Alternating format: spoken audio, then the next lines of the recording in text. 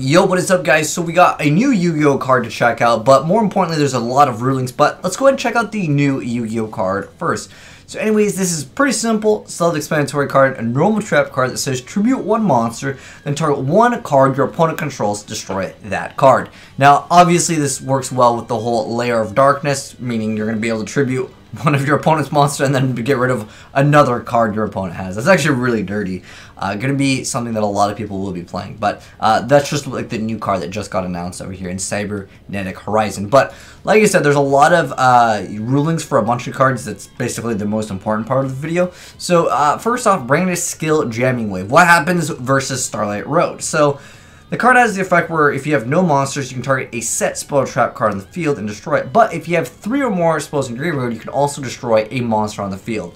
Now the question is, can I use Starlight Road against this? And short answer is no. The reason why is because this card doesn't actually know how many cards you're going to be destroying, because it doesn't know. Even if you were like 100% activating that other effect that you're going to destroy another one, because the card text specifically lets the opponent, or I guess the user of this card, choose, it does not designate like 2 cards. It's the same thing with like Gotham's Call. It was another like ruling a long time ago back when people were running that in X-Sabers as like a side deck card. But anyways, next up, this one is actually pretty interesting. Some of these rulings are pretty interesting. I'll also leave like the source down below for any of you guys that want to like read more into it. I'm going to be basically going over a bunch of like the new rulings for mostly the newer cards in the game that got announced. In fact, there's a lot of rulings with all of the new like Lair of Darkness. By the way, if you guys don't know what that is, that's a field spell that lets you tribute your opponent's monster as if you controlled it. There's another effect, but we're not getting into it in this video.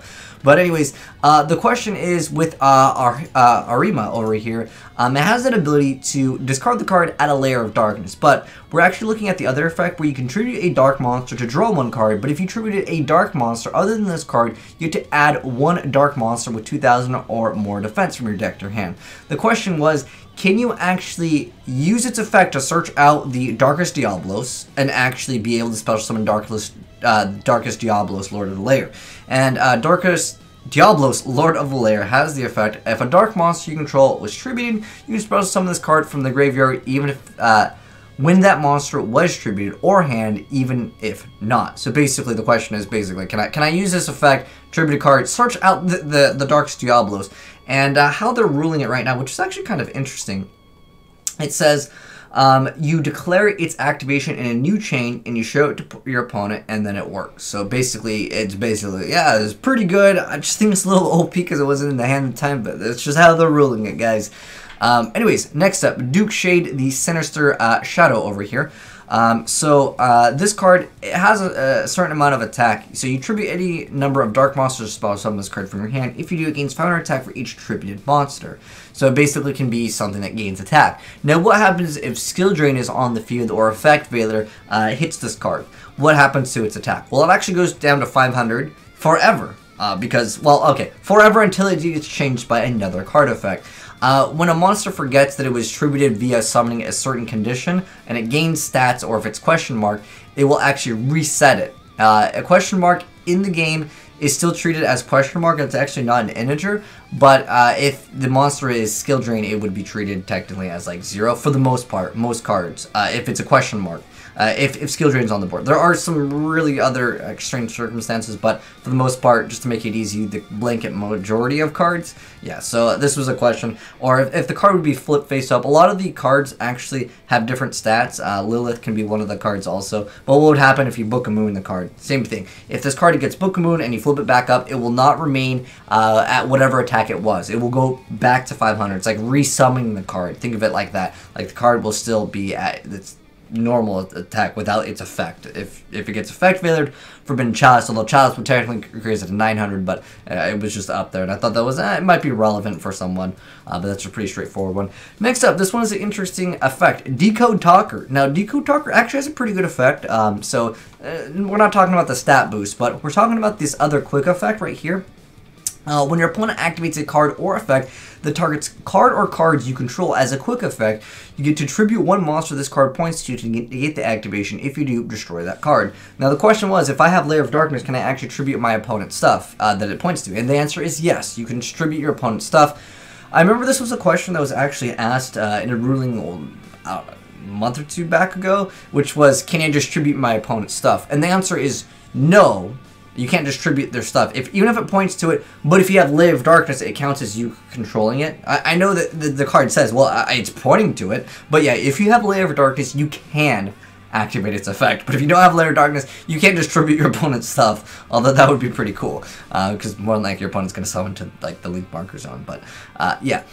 Next ruling over here is Grinning Grave Virus versus something that displaces the card before the card is actually touching the zone that it would normally go to. Now let me go ahead and explain this. So let's say Macrocosmos Cell on the full, board, or Banish Radiance, any card that makes the monster go to another zone other than the graveyard. Because Grinning Grave Virus has the effect, when you tribute one dark monster with 3,000 or less attack, your opponent destroys one card in their hand and or deck for every 500 attack of the tributed monster had on the field. Also, if you tribute a monster with 2,000 more attack, you check all cards your opponent draws until the third turn after this card's activation, and destroy all monsters amongst them. And it also says, cards destroyed and sent to the graveyard by this card's effect cannot activate their effects during the turn that they were destroyed. Now, that's reading this part, I would have thought, oh, okay, during the turn that they were destroyed. But if they go to another zone, there could be a lot of different zones, but we're just going to use Macrocosmos because it's probably the easiest example, is if they're actually getting banished, they still will activate their effects. I don't know. Again, I'm just here to give you guys rulings, and I'll leave the source, but I feel like that's a little bit unfair. But it does say destroyed and sent to the graveyard during the turn they were destroyed. So it does specify that, but I feel like that's kind of unfair, but that's, again, just the way it works, because it does have to actually hit the graveyard. The next thing that I thought was interesting, Shooting Riser Dragon is a new synchro monster coming out in the game. Anyways, the most important part of it is this effect. If this card is synchro summoned, you get to send one monster from your deck to the graveyard with a level lower than this card's on the field. If you do, reduce this card's level by the sent monster's level, but you can't activate the effect. Okay, we're not really getting into that as too much. We're just here for this effect where you, when it's synchro summoned, you get to send one monster.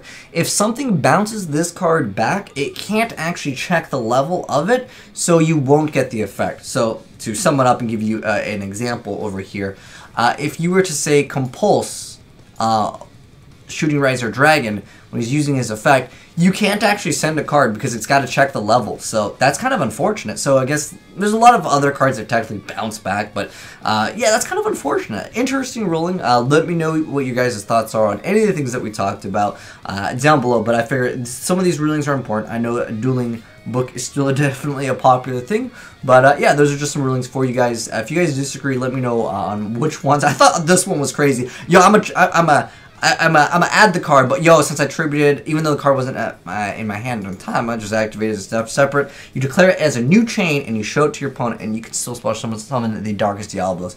Pretty cool stuff indeed. But anyways, those are the new rulings, and the one new card that I wanted to go over. It definitely is kind of just a card that's basically catered towards Lair of Darkness and the new structure deck. In fact, why is this not in the structure deck? Oh wait, because we need you to buy the structure deck and then buy this. Anyways, I feel like I'm ranting long enough. But anyways, thanks for watching, guys. Hopefully you guys enjoyed the vid. If you did, drop a like on it, and if you're new to the channel, hit the subscribe button to be updated on the most up-to-date Yu-Gi-Oh rulings. And like I said, I'll link it down below if any of you guys want to check it out and read the full thing for yourself. But anyways, thanks for watching, guys, and I am signing out. Rip 10-minute AdSense though.